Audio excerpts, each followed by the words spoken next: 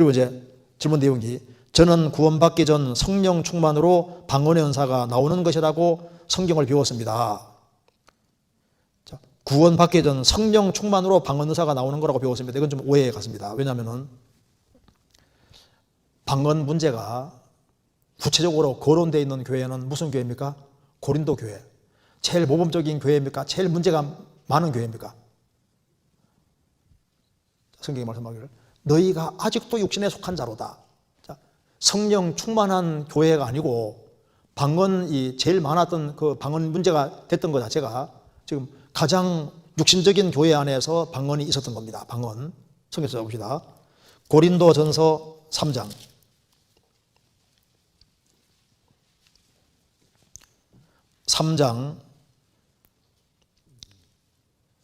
1절 형제들아 내가 신령한 자들을 대함과 같이 너희에게 말할 수 없어서 육신에 속한 자 곧 그리스도 안에서 어린 아이들을 대함과 같이 하노라. 내가 너희를 저저로 먹이고 밥으로 아니하였노니 이는 너희가 감당치 못하였음이거니와 지금도 못하리라. 너희가 아직도 육신에 속한 자로다. 너희 가운데 시기와 분쟁이 있으니 어찌 육신에 속하여 사람을 따라 행함이 아니리요. 그러니까 이 고린도 교회 성도들이 성령 충만한 교회입니까? 육신에 속했습니까? 육신에 속한 자, 그리스도 안에서 어린 아이들이다 그 말입니다. 너희가 아직도 육신에 속한 자로다. 구원받은 지가 얼마나 오래됐는데 아직도 육신에 속한 자로다. 너희 가운데 시기와 분쟁이 있으니 어찌 육신에 속하여 사람을 따라 행함이 아니라 세상 사람과 다를 것이 뭐가 있냐 그 말입니다. 그래서 구원받기 전 성령 충만으로 방언의 은사가 나오는 것이라고 배웠습니다. 그건 아닙니다. 성령 충만해서 방언 은사가 나오는 건 이건 오해라고 할 수 있습니다. 그래서 방언은 은사 중에서 성경에서 아주 작은 은사라고 성경에서 말을 하고 있습니다.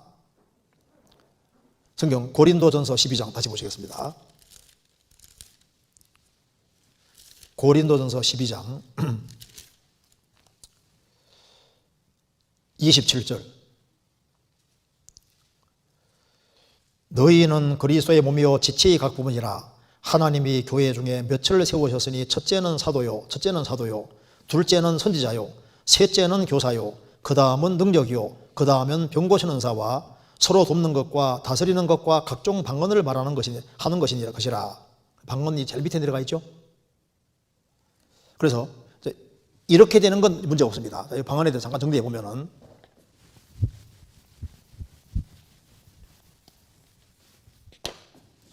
그러니까 회개하고 복음 믿으라고 했습니다.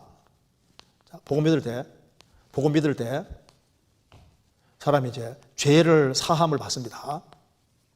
죄 사함 받을 때 그 결과 사도행전 2장에 말한 대로 죄 사함을 얻으라. 그리하면 성령을 선물로 받으리니 성령을 받고 성령 받은 그 결과로 여러 가지 다양한 은사들이 나올 수 있다고 말입니다.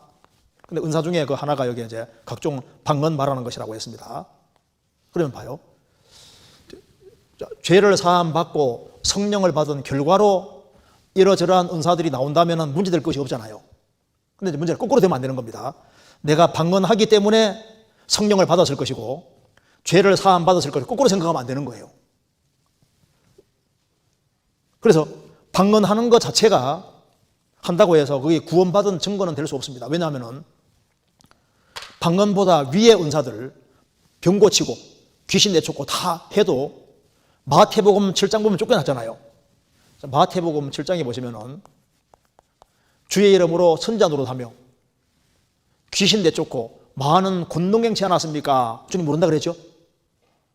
그러니까 방언하는 것보다 더 큰 은사가 병도 고치고 이적을 행하고 또 주님 말씀을 가르치고 그렇게 했음에도 불구하고 거듭 만날 수가 있는 거라고. 그러니까 거듭난 결과로 이것저것이 나오면 문제될 것이 없는데 내가 이제 방언하기 때문에